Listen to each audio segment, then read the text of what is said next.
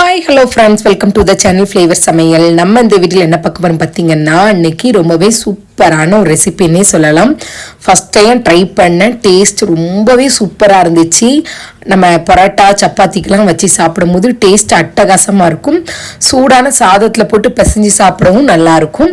அந்த ரெசிபியை தான் உங்களோட ஷேர் பண்ணுறேன். என்ன ரெசிபின்னு பார்த்தீங்கன்னா, சிக்கன் சுக்கா தான் பண்ண போகிறோம். அதுக்கு ஃபஸ்ட்டு ஒரு கடாய் எடுத்துகிட்டு 2 டேபிள் ஸ்பூன் அளவுக்கு நல்லெண்ணெய் சேர்த்துருக்கேன். இந்த ரெசிபி ஃபுல் அண்ட் ஃபுல் எல்லாமே நல்லெண்ணெயிலே செய்யுங்க. டேஸ்ட் ரொம்பவே சூப்பராக இருக்கும்.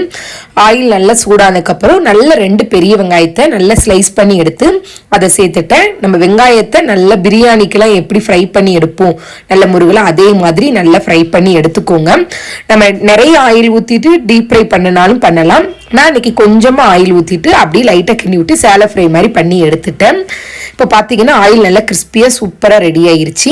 இப்போ இதை தனியாக எடுத்து வச்சுக்கிடுவோம். இந்த ஆனியன் சேர்க்கறதுனால இந்த சிக்கன் பார்த்தீங்கன்னா நல்லாவே ஒரு ஸ்வீட்னஸோட இன்னுமே டேஸ்ட் சூப்பராக இருந்துச்சு. இப்போ இந்த ஆனியனை ஃபஸ்ட்டு தனியாக எடுத்து வச்சுக்கிடலாம். அதே மாதிரி மட்டும் இல்லாமல் இந்த சிக்கனை நம்ம எந்த அளவுக்கு மேக்னேட் பண்ணிட்டு நல்லா ஊற வைக்கிறோமோ அந்த அளவுக்கு இந்த சிக்கனோட டேஸ்ட் ரொம்பவே சூப்பராக இருக்கும். ஆனியன் ஃப்ரை பண்ணி எடுத்ததுக்கப்புறம் இன்னொரு பாத்திரத்தில் பார்த்தீங்கன்னா நான் ஒரு 1/2 kg அளவுக்கு சிக்கன் வந்து எடுத்திருக்கிறேன். நான் இன்னைக்கு போன் உள்ள சிக்கன் தான் எடுத்திருக்கேன். நீங்கள் போன்லெஸ் சிக்கன்னாலும் எடுத்துக்கோங்க. அந்த சிக்கனில் பார்த்தீங்கன்னா நம்ம ஃப்ரை பண்ணி வச்சுருக்க ஆனியனை ஃபஸ்ட்டு சேர்த்துக்கிடலாம். அதுக்கு அடுத்து இந்த சிக்கனுக்கு தேவையான அளவு உப்பு சேர்த்துக்கோங்க. அடுத்து நம்ம ரெடி பண்ணி முடிச்சதுக்கப்புறம் தேவைப்பட்டால் கூட கொஞ்சம் கூடுதலாக உப்பு தேவைப்பட்டால் சேர்த்துக்கிடுவோம். உப்பு சேர்த்ததுக்கப்புறம் காரத்தக்கன கொஞ்சமாக மிளகாய்த்தூள், கொஞ்சமாக கரம் மசாலா, கொஞ்சம் ஜீரகத்தூள், கொஞ்சம் குழம்புத்தூள் சேர்த்துருக்கேன்.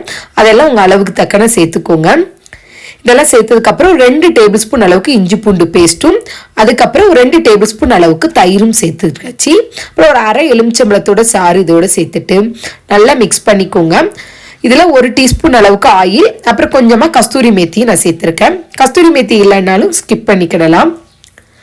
இது எல்லாத்தையும் ஒன்று சேர்ந்த அளவுக்கு நல்ல சிக்கனோட மசாலா எல்லாம் கோட் ஆகிற அளவுக்கு நல்லா கைட்டே மிக்ஸ் பண்ணி விட்டுக்கோங்க. இப்படி இந்த மசாலாவோட மிக்ஸ் பண்ணி நம்ம கோட் பண்ணி வைக்கிறதுனால அந்த சிக்கன் ரெடி பண்ணும்போது இன்னுமே ஜூஸியாக ரொம்பவே சூப்பராக இருக்கும்.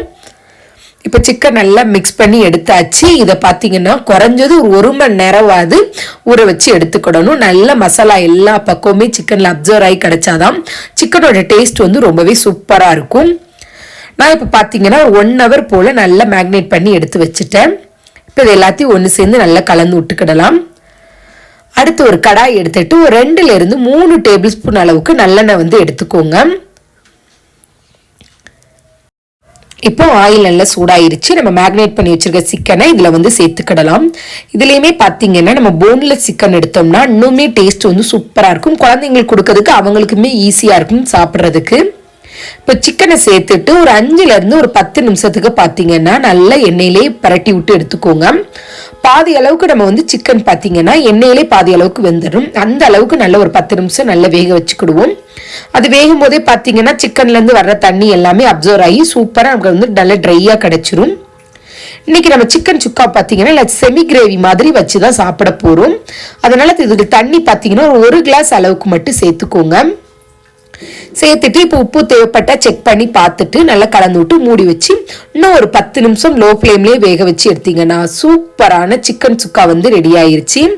இந்த சிக்கன் சுக்கா நாங்கள் சப்பாத்தியோட சாப்பிட்டோம். இது தூத்துக்குடியில் உள்ள பரோட்டாவோடலாம் அந்த சிக்கன் சுக்கா வச்சு சாப்பிடும்போது அப்படி தேவாமிர்தமாக இருக்குன்னே சொல்லலாம். அந்த அளவுக்கு இதோட டேஸ்ட் ரொம்பவே சூப்பராக இருந்துச்சு. ஃபர்ஸ்ட் டைம் ட்ரை பண்ணும் போதே நெக்ஸ்ட் சிக்கன் வாங்கினாலே இதுதான் ரெசிபி செய்யணுங்கிற அளவுக்கு டேஸ்ட் சூப்பராக இருந்துச்சு. இப்போ பார்த்தீங்கன்னா சூப்பராக ரெடி ஆயிருச்சு. சிக்கன்லாம் நல்லாவே பர்ஃபெக்டாக ரெடி ஆயிருச்சு. இப்போ இதை நல்லா கலந்து விட்டுக்கிடுவோம். உங்களுக்கு பார்க்கும் போதே தெரியும் ஆயிலாம் எந்த அளவுக்கு நல்லா பிரிஞ்சு வந்திருக்குன்னு. இந்த ரெசிபி கண்டிப்பாக ட்ரை பண்ணி பாருங்க. இதுக்கு 100% டேஸ்ட்டுக்கு நான் உறுதினே சொல்லலாம். அந்த அளவுக்கு இதோட டேஸ்ட் ரொம்பவே சூப்பராக இருந்துச்சு. நீங்களும் இந்த ரெசிபியை செஞ்சு பார்த்து சாப்பிட்டுட்டு எப்படி இருக்குன்னு கமெண்ட் பண்ணுங்க. இந்த வீடியோ உங்களுக்கு ரொம்ப பிடிச்சிருந்துச்சுன்னா உங்க ஃப்ரெண்ட்ஸ் அண்ட் ஃபேமிலியோட ஷேர் பண்ணிக்கோங்க. மறக்காம ஃப்ளேவர் சமையலை சப்ஸ்கிரைப் பண்ணிக்கோங்க. Thank you friends. இந்த வீடியோவை கடைசி வரை பார்த்துக்கு ரொம்ப நன்றி. மீண்டும் ஒரு வீடியோவில் சந்திப்போம்.